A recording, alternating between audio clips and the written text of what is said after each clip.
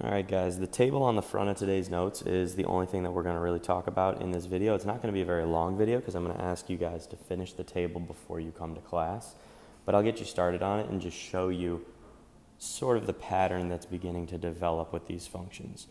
So what we're going for here is, in yesterday's lesson, we would look at this function, and if I wanted to know the end behavior, I would have to graph it, and then I would look at what the ends are doing, and then I'd write it down. Alright? There is a pattern that you will start to see develop such that you don't need to actually graph these. You can just look at how the equation is written and you already know what the end behavior should be. And that's actually not even just true for end behavior, it's true for Y-intercept, which you might already know how to identify that. It's true for the number of extrema that it could have, which is the same thing as a critical value. And it's also true for the number of roots that it has. So what we're going to be doing is just looking at the equation, and from what's written here, I'm going to be able to tell you what goes in each of these boxes without having to graph it. And we can check our graphs if we want to with Desmos or a graphing calculator. All right, so f of x. This is a linear function. It's important to note that. You don't have to write that down, but I might. Linear. And because it's a linear function, lines just do this, right? It can only have one root. It's only going to have one root because it does cross the x-axis at some point, but we don't necessarily know where, right? The x-axis could be up here, and it will eventually cross. Maybe the x-axis is down here. It's eventually going to cross if that's the x-axis, but a line will always have one root. The other thing a line has is a y-intercept, and we know because this is y equals mx plus b that our y-intercept is 3. And it's important that you guys learned that in Algebra 1 because that b applies to every single polynomial or function type that will always determine our y-intercept. I skipped over maximum extrema, but remember that maximum extrema, that's the same thing as a critical value, meaning a turning point, right? A maximum or a minimum, and we already have roots here. So here we're just talking about maximums and minimums. A line never turns. It never bends backwards. It doesn't have maximums or minimums. So that's nothing. There are no maximums or minimums with lines. And the end behavior of this function, as we can see with this line, as I go in the negative x direction, so as x approaches negative infinity, f of x is getting more negative.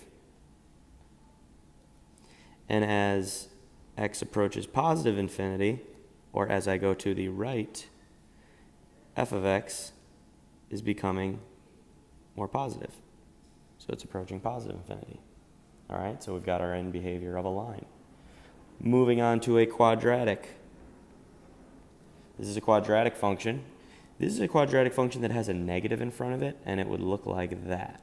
It would be concave down because it's negative. All right, this would have two roots.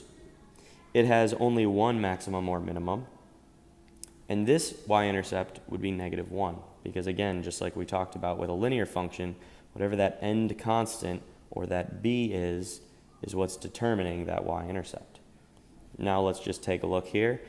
It looks like as x approaches negative infinity with this function, f of x decreases or approaches negative infinity. And as x approaches positive infinity, f of x is still approaching negative infinity, right? Because it's going down to the left, and to the right, it's also going down. So it's approaching negative infinity. The last one we're going to do, real fast, I'm not even going to sketch it. This is a cubic function.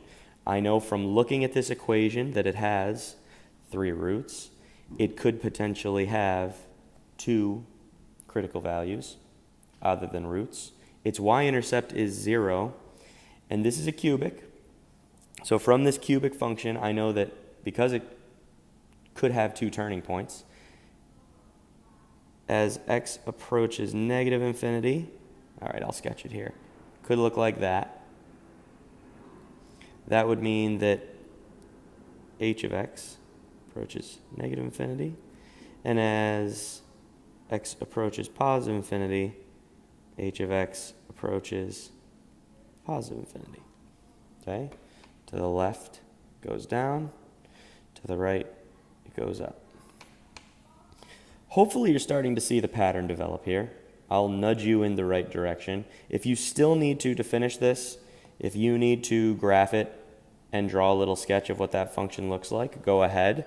We're going to get to the point where you can just look at this and sketch it without putting it into a graphing calculator.